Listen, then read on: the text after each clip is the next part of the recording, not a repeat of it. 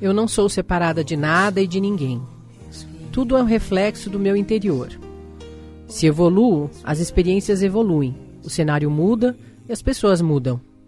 São partes minhas que se vão para partes mais evoluídas chegarem, aquelas que representem melhor o meu momento atual. Pode haver um retorno das partes, ou um reencontro, se isto representar nossa evolução compartilhada. Não existindo assim perdas, perdas são ilusões. Para que nossa evolução seja possível, existem as transmutações. Acompanhadas de períodos de ausências ou turbulências, estamos mudando de forma e a química está se processando. Ter fé e paciência nesta jornada é a fórmula que produz um movimento perfeito. O movimento do avanço das fases. Entregue-se ao processo e afirme para si mesmo: estou me transformando. Me encontre no futuro, onde estarei melhor. Rosália Schwark.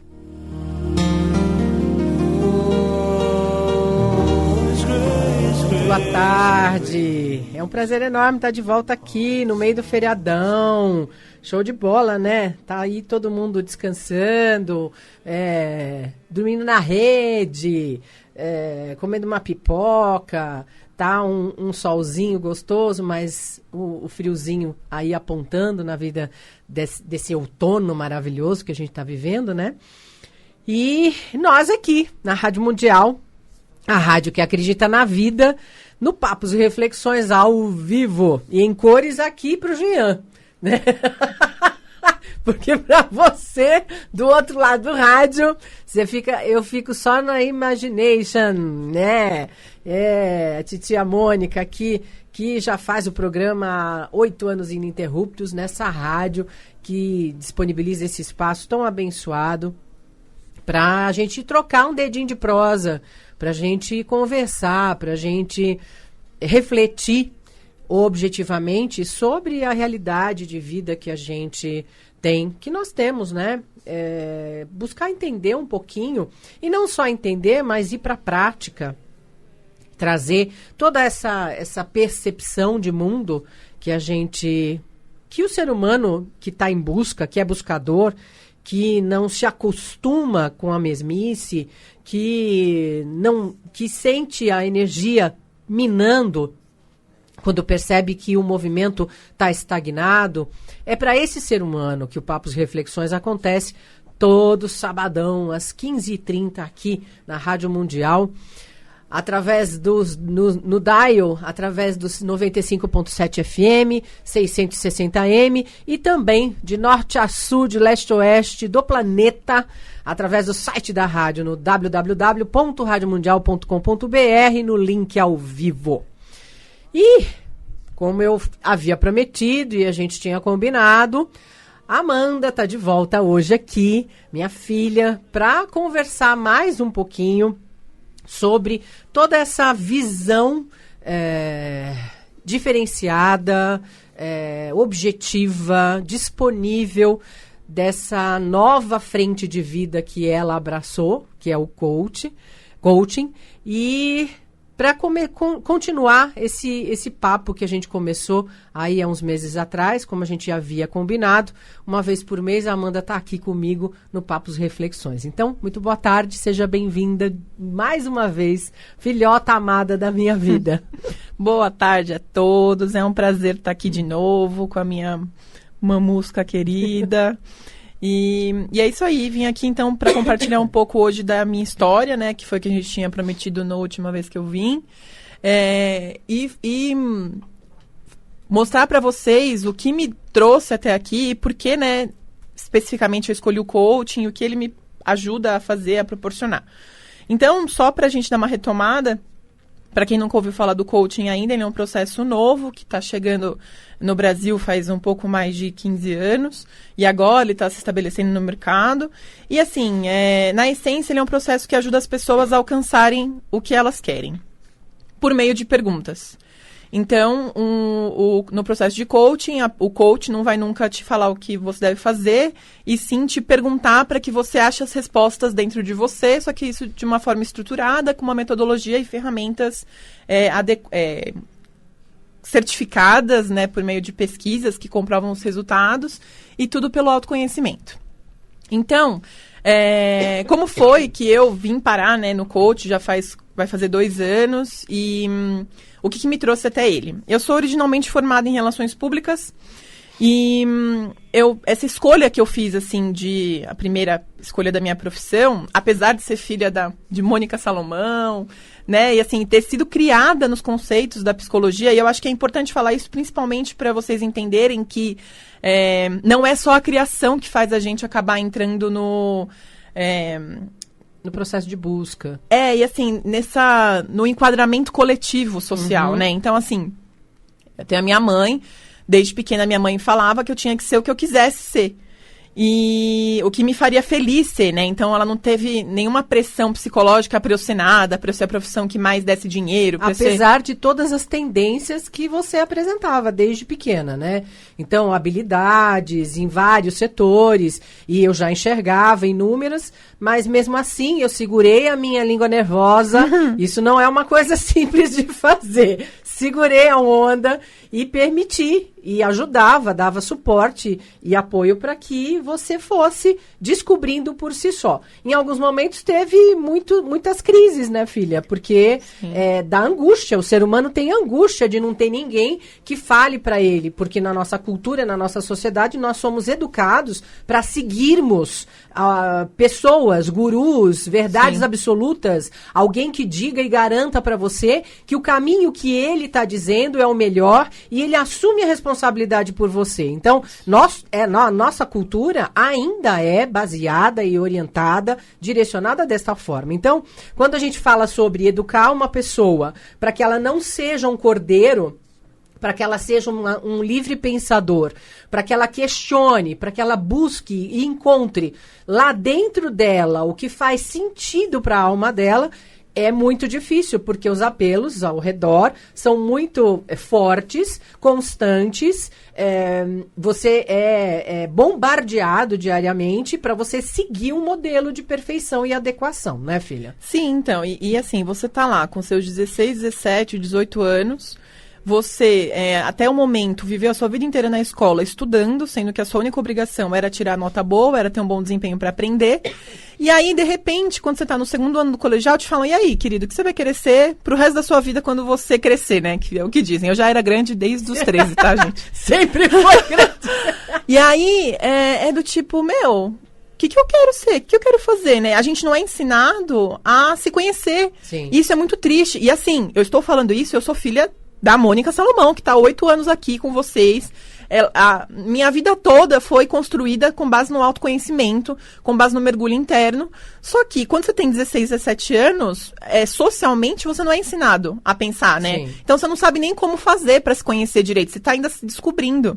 Não, e eu lembro muitas vezes que quando eu mobilizava a sua percepção para você enxergar para dentro, o apelo do externo era muito mais forte. Então, muitas vezes eu percebia que ela ia ter que passar por processos, que você tinha que passar por processos de vivência na prática, que não seriam embasados naquilo que eu estava mostrando, que eu estava possibilitando, porque você tinha que fazer aquela visitação no modelo, no politicamente correto, no estabelecido, que a massa com quem você vivia integralmente estava disponibilizando, e depois você ia fazer o seu retorno quando fosse o seu momento, a sua hora. Sim. E aí, o que aconteceu? Quando eu fui, né, para essa descoberta, fui ver o que eu queria fazer na faculdade.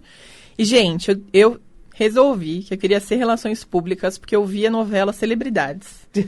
Malu Mader sendo RP, fazendo evento.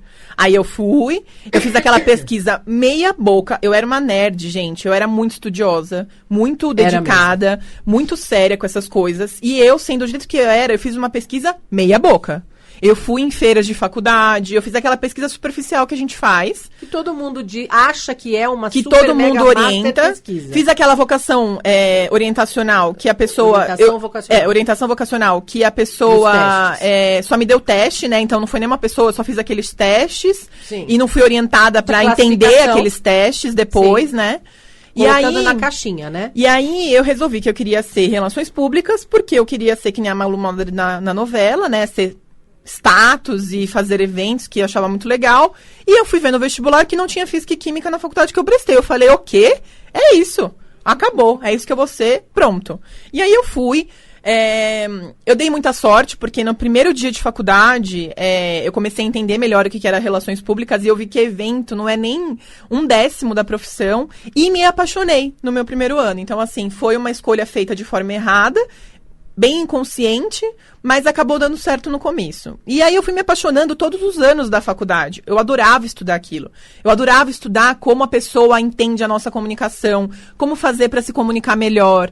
Eu adorava saber que eu ia poder ajudar as empresas a se comunicarem melhor com os seus funcionários, com os seus públicos, com tudo, e sem fazer a venda. Eu achava isso muito mágico, eu achava muito legal. Então, durante os meus 4 anos de faculdade, eu fui só me apaixonando mais pela minha profissão.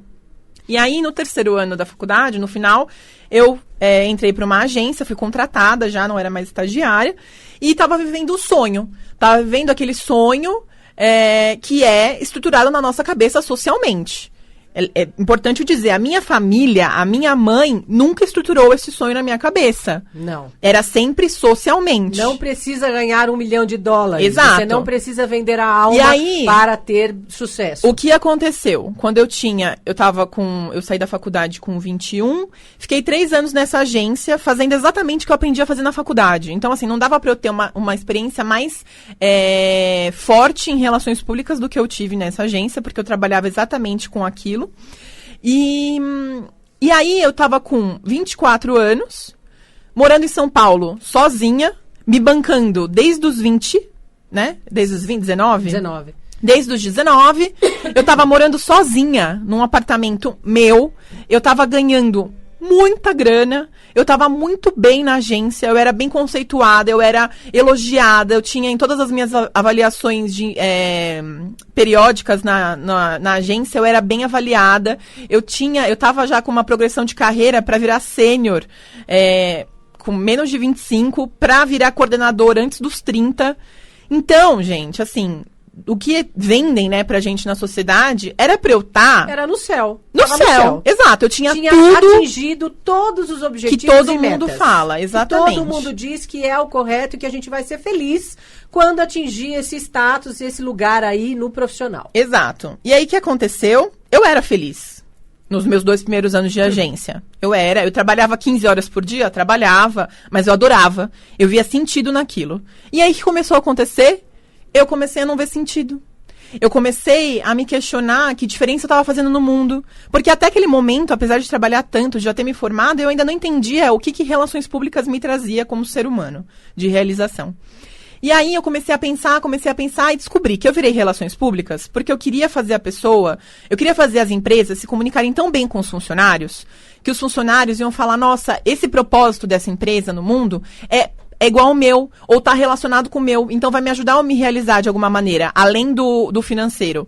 E aí, o funcionário também, eu achava que ele se conhecia bem, né? Então eu partia do princípio de que ele sabia. E aí o que começou a acontecer? 2 coisas. Primeiro, é muito difícil ainda, pelo menos até 2 anos atrás, quando eu trabalhava com isso, as empresas entenderem a importância de ser muito franco e honesto com os seus funcionários e com os seus públicos sobre os propósitos reais delas, sobre os valores. E aí, eles não fazem isso na maioria. E quando as empresas fazem, os funcionários não sabem qual é o propósito deles. De vida. E aí ele fica, legal, esse é o propósito da empresa. Não sei qual que é o meu, então tá bom, vou ficar aqui. Propósito, o que seria propósito de vida? Então, o que seria o propósito de vida? É o que te move, né? Assim, o que você acha que você tá fazendo aqui? Então, o que você quer deixar de marca no mundo, né? Pensa, uma pergunta muito legal para você tentar descobrir o seu propósito, óbvio que exige muita autorreflexão, mas para você começar a perceber isso é assim, se você pudesse participar do seu velório daqui 100 anos, o que você gostaria que as pessoas falassem sobre você? E pensassem o que sobre você gostaria de que fosse a sua marca no mundo. Então, quando a pessoa pensasse, por exemplo, quando a pessoa pensa em mim, quando eu penso assim, que eu gostaria que as pessoas falassem no meu velório, quando elas pensassem em Amanda Salomão, eu quero que elas pensem assim, putz, essa menina me ajudou a descobrir meu propósito de vida. Essa menina me ajudou a eu começar a protagonizar a minha vida e ver que eu tenho a força para fazer o que eu quiser com a minha vida. Eu posso ter a vida que faz sentido para mim. Eu sei qual que é a vida que faz sentido para mim, e tudo isso foi porque eu segui a Amanda no Facebook, foi porque eu fiz o coaching com a Amanda, foi porque eu ouvi aquela entrevista com a Amanda. Nossa, Amanda Salomão é aquela menina que me fez refletir e mudar minha vida inteira, que não fazia sentido para mim, que eu não era realizado. E aí, nesse momento, eu não sabia ainda disso, quando eu tinha 23 anos. E aí, quando eu percebi o que eu queria com relações públicas, eu comecei a pesquisar como é que eu poderia juntar relações públicas, então a comunicação, que eu adorava fazer, com ajudar as pessoas a se encontrarem, né, a se protagonizarem, a terem efetivamente a vida. Isso significa que você assumiu para você que você estava pronta para uma mudança. Sim, e assim, foi um período horrível. Sim. Foi horrível, gente, não foi de muito conto conflito, de fadas. De muita dor, de muito questionamento. Foi horrível. Eu lembro, né, e por isso que eu trouxe a Amanda para falar sobre isso, porque a questão da mudança para o ser humano é algo muito aterrorizador. Sim. É muito difícil, é muito dolorido. E por que que o ser humano tem tanta dificuldade? Por que que a gente tem tanto medo de mudança? Porque significa romper com uma série de padrões estabelecidos, enraizados, que a gente, lembra no começo que a gente falou, agora, hoje, com a Amanda, de que eu criei a Amanda para que ela fosse uma livre pensadora, para que ela não abaixasse a cabeça para o mundo e seguisse o modelo de quem quer que seja, do que foi bom para o outro, e que ela seguisse e assumisse isso como verdade para ela. Então, o maior medo do ser humano na mudança é exatamente esse. Como ela habituou, ela foi criada, o ser humano foi criado para seguir alguém e um modelo de perfeição, ele não desenvolveu o dele. Ele não aprendeu a olhar para dentro, que é o que a Amanda falou, que é muito difícil, que é muito elaborador, que é muito tem muito labor, tem muito trabalho, dá uma canseira, dá desespero, a gente chora, né, filha? Sim, então, e aí foi um período que isso tudo aconteceu, eu acredito, porque eu já estava fazendo muitos processos de autoconhecimento. Infelizmente, eu não conheci o coaching até esse momento, mas eu estava fazendo terapia já fazia 2 anos. E aí, quando eu cheguei nesse momento, que eu percebi que relações públicas não estava me possibilitando fazer aquilo que eu queria, que era ajudar as pessoas a serem felizes de verdade, tendo a vida que faz sentido para elas, eu entrei num desespero tão grande e num momento tão dark, tão trevas da minha vida, gente. Mesmo. Foi sombrio. E foi entrar em contato com as suas sombras. Foi, e eu só me permiti isso porque eu sabia que eu tinha a minha psicóloga e a minha mãe para me levantar do fundo do poço. Então, assim, eu tava até brincando outro dia com a minha mãe. Nesse período, eu dei uma nadadinha no fundo do poço, gente. E eu fiquei lá, entendeu? Eu nadei, eu boiei, eu fiquei lá, eu curti. Eu mergulhei, com medo, mas eu me permiti viver. Muita dor, né? Eu me permiti viver essa dor. Então, eu não fui pra balada, eu não fui pra happy hour todos os dias, eu não se embebedava, não me se drogava, eu não fugi, buscar né? Anestesiamento, que é Exato. o que normalmente as pessoas fazem quando entram em contato na própria vida, o ser humano faz, quando entra em contato com a necessidade de reformulação, de transformação. Sim. Aí a galera faz o quê? Eu não sei achar esse norte interno, a referência interna, porque eu não construí, então eu vou pro anestesiamento, eu vou pra balada, eu vou sair com vários caras, eu vou pegar um monte de menina, eu vou fazer parte de um grupo, eu vou me entorpecer para não sofrer a dor de entrar em contato com a necessidade de transformação. E foi o que a Amanda não fez. Sim, e inclusive socialmente a gente é incentivada a fazer isso, né? Quando você fala assim, não tô bem no trabalho, a pessoa fala, então vamos no happy hour. Sim. Então vamos esquecer isso, vamos lá, aliviar a cabeça, porque a vida é assim e a gente tem que lidar com isso, a gente não pode fazer tudo que a gente gosta. É só ver a postura de algumas pessoas hoje, nesse momento bastante delicado e dolorido com essa barbárie que aconteceu lá no Rio de Janeiro com aquela menina, quando a gente fala sobre o assunto, grande parte das pessoas fala assim, vamos falar de coisa boa? Não vamos entrar nisso, porque, que baixo astral. Então, o ser humano não quer olhar para a realidade interna, não quer buscar o próprio cerne, a própria referência. E é isso que a Amanda está dizendo que ela não fez na história de transformação dela, né? Exato, e foi assim, as minhas amigas ficaram muito assustadas. Eu tenho amiga minha que falou, gente, eu fiquei com muito medo do que você pudesse fazer, porque você não era a Amanda que você é.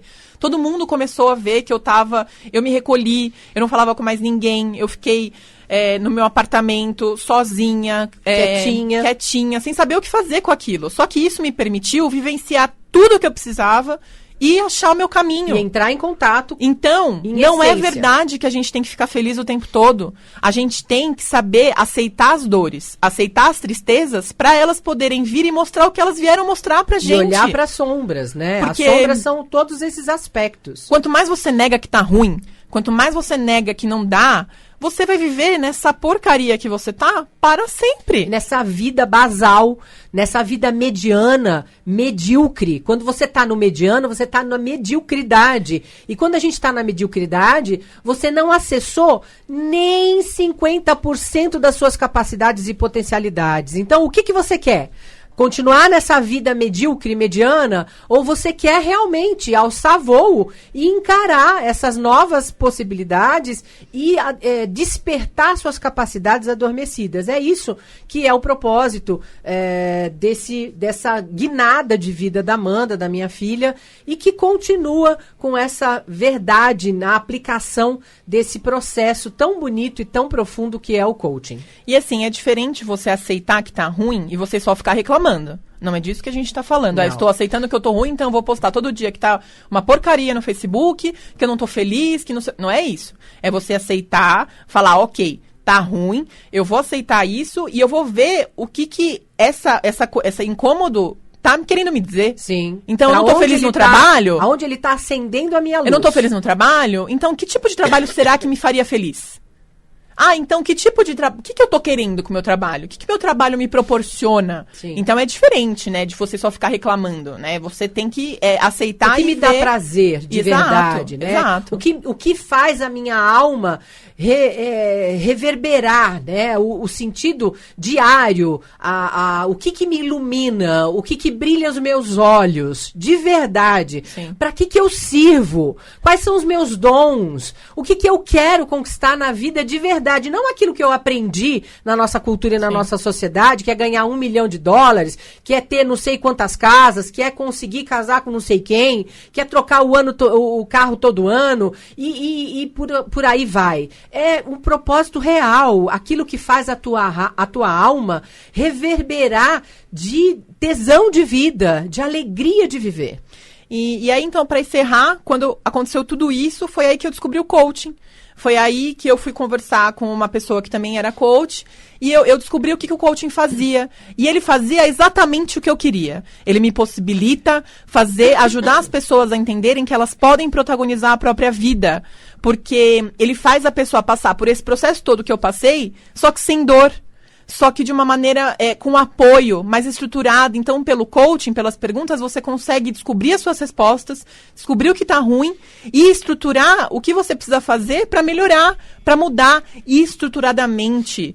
É difícil? Mas é sem tanta dor, sem tanta agonia, né? A dor, ela vai acontecer. Exato. O que vai quase que extinguir é o sofrimento. Exato. Que é aquela coisa de você ficar macerando a dor e aí vai causando lacerações internas e que não precisa ir por esse caminho. Você vai conviver com a dor, com o desconforto, mas essa dor vai sendo amenizada, vai dando uma direcionada. Sim. E o sofrimento, ele se extingue. Você não precisa sofrer lacerações como a gente está acostumado. Tá bom? Então, eu acho que essa colaboração preciosa que a Amanda trouxe hoje pra gente, dessa história de transformação de vida, pode fazer a diferença na sua realidade, pode fazer você prestar atenção que, de repente, tá no seu momento. E você só precisa assumir isso aí dentro de você e com você. Sim, aí então quem ficou interessado, né, vem falar comigo, vamos bater um papo, vamos tomar um café, me manda um inbox lá no meu Facebook, que é Coach Amanda Salomão, minha mãe compartilha bastante na página dela. Sim. Eu tenho uma sessão gratuita experimental para quem quiser conhecer o coaching e como toda vez que eu venho aqui eu faço uma promoção, vou fazer hoje de novo. Então, quem me procurar até o final dessa semana tem garantido 10% de desconto no seu processo, Oba! Se você quiser fechar comigo. Então, é mais uma facilidade para incentivar você a vir falar comigo, pelo menos. Mais tá uma bom? oportunidade. Exato. E como eu gosto, a partir de 2016, eu me comprometi com o Papos Reflexões, que no final do programa eu veicularia uma notícia bacana de gente do Brasil, de brasileiros que estão botando a mão na massa e fazendo a diferença.